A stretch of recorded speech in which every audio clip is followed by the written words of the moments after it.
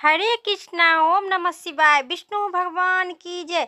आज एकादशी उपरांत द्वादशी तिथि पर सुनिए द्वादशी माता की संपूर्ण कथा और आरती। इससे पहले जानिए कुछ महत्वपूर्ण जानकारी। एकादशी के दिन तुलसी के पत्ते नहीं तोड़ा जाता है और नहीं जल चढ़ाया जाता है। कहा जाता है कि ऐसे करने से माँ लक्ष्मी अपमान होते हैं। तुलसी में भगवान विष्णु की प्रिया माना गया है। तुलसी को माँ लक्ष्मी की स्वरूप माने गए हैं। कहा जाता है कि एकादशी व्रत पर माँ लक्ष्मी निर्जला व्रत रखते हैं और एकादशी पर तुलसी में जल चढ़ाने से उनका व्रत खंडित हो जाता है। इसीलिए इस एकादशी के दिन तुलसी में जल चढ़ाना मना किया जाता है। एकादशी के दिन जमीन पर गिरे हुए पत्ते को उपयोग करना चाहिए या फिर तुलसी दल एक दिन पहले तोड़ लेना चाहिए। तुलसी के पत्ते एकादशी दिन भगवान विष्णु का प्रिय माना गया है। मानता है कि इस दिन भगवान विष्णु की तुलसी के पत्ते अर्पित करने से सुखी संपन्न आशीर्वाद प्राप्त करते हैं भगवान विष्णु। हिंदू शास्त्र के अनुसार एकादशी दिन तुलसी की पत्ता को तोड़ने से शारीरिक, मानसिक और आर्थिक परेशानी का सामना करना पड़ता है। बोलिए विष्णु भगवान की जय। अब सुनिए तुलसी माता की संपूर्ण कथा और आरती। मंचित और श्रद्धा भाव से इस कथा के सुनने से एकादशी फल की संपूर्ण फल की प्राप्ति होगी और साथ ही जो भक्त एकादशी नहीं भी करते हैं उनको ये कथा आवश्यक सुनना चाहिए। एक बुढ़िया माई थी, रोज तुलसी के सींच रही थी और कहती थी, हे तुलसी माता सती के दाता, तेरी विडंबना सींच रही हूँ। मुझे बहू दे, पीताम्बर की धोती दे, मीठे मीठे घास दे, बैकुंठ में बास दे, चटक की चाल दे, पटक की मौत दे, चंदन सो खाट दे, रानी स्वराज दे, दाल भात भोजन दे, 11 की मौत दे, कृष्ण जी की कंधा दे। तब तुलसी माता ने सोचकर और सूखने लगे। भगवान विष्णु की ने पूछे कि हे तुलसी, तुम क्यों सूख रही हो? तुलसी माता ने कहा कि एक बुढ़िया रोज आती है और यही बात कहती है कि मैं सब तो पूरा कर दूंगी, लेकिन भगवान श्री कृष्ण के कंधा कहाँ से लाऊंगी? तो भगवान बोले, जब वे मरेगी तो मैं अपना कंधा दे आऊँगा, तू बुढ़िया माई से कह देना। जब बुढ़िया मर गई तब सब लोग आ गए। जब बुढ़िया को ले जाने लगे तो किसी से न बूढ़ी माई उठी। तब भगवान कृष्ण एक 12 वर्ष के बालक के रूप में धारण करके आए। बालक ने कहा कि मैं कान में बताऊंगा तो बुढ़िया माई उठेगी। बालक ने कान में जाके कहा कि हे बुढ़िया माई, मन से निकाल दे, पीताम्बर के धोती ले, मीठे मीठे घास ले, बैकुंठ में बास ले, चटक की चाल ले, पटक की मौत दे, चंदन सौ खाट दे, रानी स्वराज दे, कृष्ण जी के कंधा ले। यह सुनकर बुढ़िया माई हल्की हो गई। भगवान विष्णु की कंधा दिए और बुढ़िया माई की मोक्ष की प्राप्ति हुई। बोलिए तुलसी माता की जय। हे तुलसी माता, जैसे बुढ़िया माई को मुक्ति दी वैसे ही सबको देना। बोलिए विष्णु भगवान तुलसी मैया की जय। अब सुनिए दूसरी कथा। शंखचूड़ नामक जलंधर नाम का एक राक्षस था जो समस्त संसार पर राज करना चाहता था। उनकी शक्ति से सभी भयभीत थे। उस हैरान के लिए देवताओं और असुरों को बीच युद्ध भी छिड़ गया। शंखचूड़ जब युद्ध पर जा रहा था तो उनकी पत्नी बिंधा ने कहा कि जब तक आप युद्ध में आपस नहीं आएंगे तब तक वह पूजा में बैठे रहेगी। बिरधा ने पूर्व जन्म की तुलसी थी जिनकी विवाह शराप वश शंखचूड़ से हुआ था। जलंधर को हराने के लिए सभी उपाय जब देवगण करके थक गए तब इस समस्या का हल के लिए भगवान विष्णु के पास पहुँचे। उन्होंने बिरधा को सती के बारे में उन्होंने बताया गया। इस समस्या को हल के लिए भगवान विष्णु शंखचूड़ का रूप धारण किए और बिरधा के पास पहुँचे। बिरधा ने उन्होंने अपना पति समझकर उन्हें प्यार छू लिया। पाँव छूते ही जिस वृद्धा का सती भंग हो गया। सती भंग होते ही देवताओं ने शंखचूड़ को मार गिराए। पति की मृत्यु के बराबर खबर सुनकर वृद्धा को सारा मंत्र समझ में आ गया और वो कहने लगी, विष्णु भगवान के श्राप दी कि जिन्हें मैं बचपन में ही पूजी आई हूँ, उन्हें मेरे साथ इतना बड़ा छल किए हैं। पत्थर की तरह मेरी भावनाओं को खेला है, इसलिए आप भी पत्थर को हो जाएंगे। इधर तुलसी माता जब वृद्धा की श्राप की जानकारी हुई तब उन्होंने जानकारी के लिए वृद्धा की कथन सुना तो आपस लेने के लिए कहा। माँ लक्ष्मी ने तो कहने लगे, हे वृद्धा, तू अपना श्राप आपस ले ले। तब वृद्धा श्राप आपस ले लिया और अपने पति के साथ सती होकर भस्म हो गई। बोलिए विष्णु भगवान की जय। और वृद्धा ने सती भंग करने में तुलसी माता विष्णु भगवान उसके साथ बड़ा छल किया। जो इस एकादशी पर ये सब कथा सुनेंगे उसकी एकादशी करने की संपूर्ण फल की प्राप्ति होगी, क्योंकि एकादशी के उपरांत द्वादशी की तुलसी माता का जरूर कथा सुननी चाहिए। साथ ही तुलसी माता में 5 बार परिक्रमा करके और उन पे जल चढ़ाना चाहिए। तो भगवान विष्णु ने सती भंग करने का पश्चाताप करने का उद्देश्य में अपना रूप पत्थर के कर लिए, जिसे शालिग्राम कहा जाता है। साथ ही उन्होंने कहा कि शालिग्राम के प्रसाद में तुलसी का पत्ता होना जरूरी और अनिवार्य होगा। रविवार का दिन भगवान विष्णु के प्रिय दिन माना जाता है, इसीलिए रविवार को साथ विष्णु जी का प्रिय तुलसी भी है। इसलिए रविवार के दिन और एकादशी उपरांत द्वादशी के दिन तुलसी नहीं तोड़नी चाहिए और भगवान विष्णु के प्रिय है। बोलिए तुलसी माता की जय। अब सुनिए तुलसी माता की तीसरी कथा। एक बार शिव ने अपने तेज को समुद्र में फेंक लिया था। उन्होंने एक महा तेजस्वी बालक के जन्म लिए। वही तेज से वह बालक आगे चलकर जलंधर के नाम से पराक्रमी दैत्य राजा बन गया। इनकी राजधानी का नाम जलंधर नगरी था। दैत्य राजा कालनेमी की कन्या वृद्धा के साथ विवाह जलंधर के हुआ। जलंधर महाराक्षस था। अपनी सत्ता के मद में चूर उन्होंने माता लक्ष्मी को पाने की कामना से युद्ध किया, परंतु समुद्र में ही उत्पन्न होने के कारण माँ लक्ष्मी उनकी अपने भाई के रूप में स्वीकार किए। वहां से पराजित होकर वह जलंधर देवी माँ पार्वती की लालच में पाने की लालच में कैलाश पर पड़ गया। भगवान देवों के देव महादेव शिव का रूप धारण कर माता पार्वती ने सामने गया, परंतु माँ ने अपने योग बल से उसे पहचान लिए तथा वह अंतर्ध्यान हो गए। और देवी पार्वती ने बहुत क्रोध होकर सारा वृद्धा भगवान विष्णु के सुनाए। जलंधर की पत्नी वृद्धा अत्यधिक पतिव्रता स्त्री थी।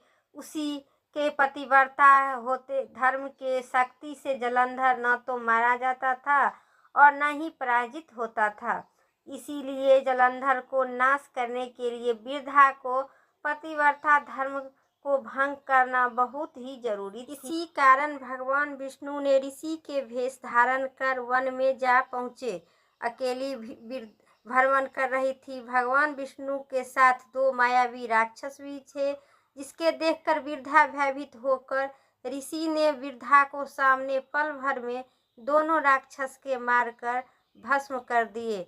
और वृद्धा ने अपने सारा कहानी सुनाई कि भगवान विष्णु के धारण ऋषि को देखकर वृद्धा प्रणाम की और पूछने लगी, भगवान आप कौन है और ये मायावी राक्षस कौन है? हमारे ऐसा भयभीत होकर मैं मूर्छित हो गए। भगवान विष्णु ने वृद्धा को सती भंग करने के लिए पतिव्रता को भंग करना उनको बहुत ही जरूरी था। उनकी शक्ति देखकर वृद्धा को कैलाश पर्वत पर महादेव के साथ युद्ध कर रहे थे अपने पति जलंधर के बारे में पूछने लगी। ऋषि ने अपने माया जाल से 2 बानर प्रकट किए। एक बानर के हाथ में जलंधर का सिर था तथा दूसरी हाथ में धड़ था। अपने पति की ऐसा दशा देखकर वृद्धा मूर्छित होकर गिर पड़ी। होश में आने पर उन्होंने ऋषि रूपी भगवान से विनती की कि उनके पति की आप जीवित कर दे। भगवान ने अपनी माया से पुनः जलंधर के सिर धड़ से जोड़ दिए, परंतु स्वयं भी उसी शरीर में प्रवेश कर गए। वृद्धा को इस छल का जरा सा आभास नहीं हुआ। जलंधर बने भगवान के साथ वृद्धा पतिव्रता का व्यवहार करने लगी, जिससे उसका सती भंग हो गया। ऐसा होते ही वृद्धा के पति जलंधर युद्ध में हार गया। इसी सारी लीला का जब वृद्धा को पता चला तो उसने क्रुद्ध होकर वह वृद्धा को भगवान विष्णु के शिला होने की श्राप दे दिए तथा स्वयं भी सती हो गई। जहाँ वृद्धा भस्म हुई वहाँ तुलसी का पौधा उग गया। भगवान विष्णु ने वृद्धा से कहा कि हे वृद्धा, तुम अपने सती के कारण मुझे लक्ष्मी से भी अधिक प्रिय हो गई है। अब तुम तुलसी के रूप में सदा मेरे साथ रहोगी। जो मनुष्य भी तेरे शालिग्राम रूपी के साथ विवाह कराएगा उसे इस लोक में और परलोक में विपुल यश की प्राप्ति होगी।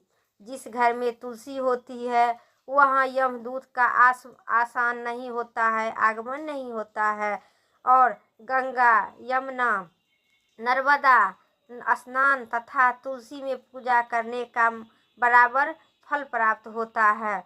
चाहे मनुष्य कितना भी पापी क्यों न हो, मृत्यु के समान जिसके प्राण मजरी में हित तुलसी और गंगाजल से मुख में देकर निकल जाता है, वह पापों का मुक्त होकर वैकुंठ धाम की प्राप्ति होता है। जो मनुष्य तुलसी अमले की छाये में अपने पितरों पूर्वजों को श्राद्ध एवं तर्पण करता है उनके मोक्ष की प्राप्ति होती है। और इस कथा के सुनने से और कहने से, हुंकार भरने से 81 फल करने की संपूर्ण फल की प्राप्ति होती है। बोलिए विष्णु भगवान की जय, तुलसी माता की जय। अब सुनिए तुलसी माता के तीसरी कहानी, पश्चिमी कहानी, जो इस कहानी के सुनने से कोई गरीब नहीं रहेगा और न चिंतित रहेगा। बोलिए विष्णु भगवान की जय। एक कन्या थी। जब वे थोड़ी बड़ी हुई और उनके समझ आने लगे तब तुलसी माता जी की पूजा करने लगी। उनके प्रतिदिन का नियम था कि तुलसी माता जी का पूजा करने के बाद स्वयं भोजन करती थी और खाती थी। जब वह कन्या विवाह का योग हुई तब उनके माता पिता ने उनकी शादी करवा दी। कन्या को उसके माता पिता ने दहेज में भी एक तुलसी का गमला दे दिए। ससुराल में वह प्रतिदिन सवेरे उठते थे, पूजा करती थी, फिर उसके बाद में ही खाना खाने बैठती थी। उनकी 2 जेठानी थी, वे दोनों उनका मजाक उड़ा रही थी। बड़ी ही नियम श्रद्धा वाली आई है। उस दोनों ने उससे बहुत ईर्ष्या होती थी, इसलिए वे दोनों तुलसी जी का गमला का छुपा देती थी। वह कन्या बड़ी ही मुश्किल से गमला ढूंढ कर लाती थी और अच्छे से तुलसी माता के पूजा करती थी, फिर स्वयं भी भोजन करती थी। इसी तरह उसकी क्या हुआ कि गमला के बहुत दूर जेठानी ने फेंक दिया। कन्या ने खूब ढूंढने पर भी तुलसी की गमला नहीं मिला और परेशान हो गई। उस दिन उस कन्या ने खाना भी नहीं खाई। जिनका नियम जो था उसी कन्या की सच्ची भक्ति देखकर तुलसी माता उससे बहुत ही प्रसन्न हुए और उनके घर के कमरे में तुलसी माता का गमला चारों तरफ प्रकट हो गया। अगले दिन सुबह जब उठी तो देखते रह गई कि उनके चारों तरफ कोने कोने पर तुलसी माता का गमला रखा है। यह देखकर वह बहुत ही प्रसन्नता से उठी। अब मेरी तुलसी माता को कोई नहीं चुरा सकता है। पूजन करने के लिए कहीं जाना आना भी नहीं पड़ेगा और कोई मेरी तुलसी माता को फेंक भी नहीं सकता है। अब तो मैं जल्दी ही वह तो जल्दी उठकर स्नान करती थी और तुलसी माता जी को पूजा कर लेती थी। जब वह खाना खाने बैठती थी तो उनकी जेठानी मजाक करने लगती थी कि "ए ले, देवरानी का नियम निष्ठा पूरा हो गया।" उससे पूछती थी कि हे तुलसी जी, पूजा करूं कि न करूं? देवरानी धीरे से बोलती है कि है तो करेगी, नहीं रहेगा तो कैसे करेगी। मने मने में दोनों देवरानी और दोनों जेठानी ने बहुत खुश रहती थी कि इसका बहुत श्रद्धा और भक्ति है तुलसी माता में। हम तो फेंक दिए हैं, अब देखते हैं इसको तुलसी माता कैसे श्रद्धा भक्ति के साथ। जेठानी बोलती है कि मैं तो फेंक दिया गमला को। देवरानी कहती है कि देखो देख लो, मेरे घर के कमरे में तुलसी माता जी लग रहे हैं। जेठानी ने बहुत शर्मिंदा हुई की और बोली कि हे देवरानी, तेरी भक्ति सच्ची है, हमने मुझे बहुत तुमको परेशान किए हैं, हमें माफ़ कर दो। देवरानी ने उसे माफ़ कर दी। हम भी तुलसी माता जी को यही सा पूजा प्रार्थना करते हैं कि हे तुलसी माता, जैसी कृपा मेरी देवरानी पर की वैसे ही कृपा सभी संसार वासियों और मनुष्य पर करना। बोलिए तुलसी माता की जय। और तुलसी माता की 5वां कहानी सुनिए। एक ब्राह्मण थी, वह प्रतिदिन मंदिर में जाया करता था। वह प्रतिदिन तुलसी माता की पूजा भी करता था। वह तुलसी माता की प्रति पूजा प्रार्थना करके और तुलसी महारानी से मेरे आनंद करता था। तुलसी माता ने सोचा कि यह ब्राह्मण तो बहुत ही सीधा और गरीब है और प्रतिदिन मेरी पूजा भी करता है, इसके कुछ न कुछ करना चाहिए। तो तुलसी महारानी ने एक कन्या रूप बनकर बैठ गए और वह ब्राह्मण को बोले कि ब्राह्मण, मैं भी तेरे घर जाना चाहता हूँ। ब्राह्मण ने सोचने लगे कि 6 लड़कियां तो मेरे पहले से ही है और 7वां लड़की को कैसे पालन पोषण करूँगा, लड़की की विवाह में कैसे करूँगा। बहुत ही परेशानी रहने लगी। परेशान होकर रहने और सोचने लगा। उनके तो न खाने भी नहीं होता था और न ही कुछ। उनकी औरत ने कहा कि क्यों, क्या बात है, आजकल बहुत आप दुखी रहने लगे हैं। तो इस पर ब्राह्मण बोला कि मैं मंदिर जाता हूँ, वहाँ पर एक छोटी सी सुंदर भी कन्या बैठी रहती है और वह कहती है कि ब्राह्मण, मैं आपके घर जाऊँगा। उसकी पत्नी बोली कि अरे, इसमें परेशान होने की क्या बात है, आ रही है तो आने दो। ब्राह्मण बोला कि पहले से अपने 6 लड़कियां हैं, बेटियां हैं, तो वे उनकी भी अपने को विवाह कहाँ से करवाएंगे। तो इस पर ब्राह्मणी बोली कि अरे, तो कोई बात नहीं है, अपनी 6 बेटियां हैं, 7वें में उनको भी ले आओ। वैसे 7वीं की भी जैसे 6 को विवाह करेंगे उसी प्रकार 7वें लड़की की भी विवाह करेंगे। जैसी 6 बेटियां हैं वैसा ही 7वां में भी मेरा बेटियां होगा। बेटी घर के लक्ष्मी होती है। कोई बात नहीं, तुलसी माता के सभी दिन आप पूजा करते हैं, जैसी तुलसी माता की मर्जी होगी वैसा ही तुलसी माता करेंगे। आप इसमें इतना चिंता मत होइए। ब्राह्मण ने सोचा कि चलो, ब्राह्मणी कहते हैं तो ले आते हैं। जैसी 6 बेटियां मेरी है उसी प्रकार 7वां में वो भी आके रहेगी। तब जब ब्राह्मण 7 कन्या की विवाह के लिए वर ढूंढने जाने लगे तो उस छोटी कन्या ने कहे कि मैं तो शालिग्राम जी की मंदिर में जाकर शालिग्राम जी से बोलना कि बारात लेकर आए और मेरे 6 बहनों की मेरी इच्छा के वर ढूंढ कर लेना। तो तुलसी महारानी की बहुत ही कृपा से उनके तो सब जेवर कपड़ा खाना पीना तैयारी हो गया। अच्छी से धूमधाम से उनकी 6 बेटी की हो गई। ब्राह्मण के 7 बेटी के विवाह हो गया। ब्राह्मण बहुत इस पर खुश हुए। हे तुलसी माता, जिस प्रकार हमें गरीब ब्राह्मण को मेरी 7 बेटियां का विवाह हो गया, उसी प्रकार सबको माँ बाप को इसी प्रकार का बेटियां देना और विवाह करना। तो बोलिए विष्णु भगवान की जय, तुलसी माता की जय। अब सुनिए तुलसी माता की संपूर्ण कथा के बाद आरती। इस आरती के सुनने से संपूर्ण फल की प्राप्ति होगी। तुलसी महारानी नमो नमो, हरि के पटरानी नमो नमो। तुलसी महारानी नमो नमो, हरि की पटरानी नमो नमो। धन तुलसी पूरन तप किन्नो, शालिग्राम बनी पटरानी।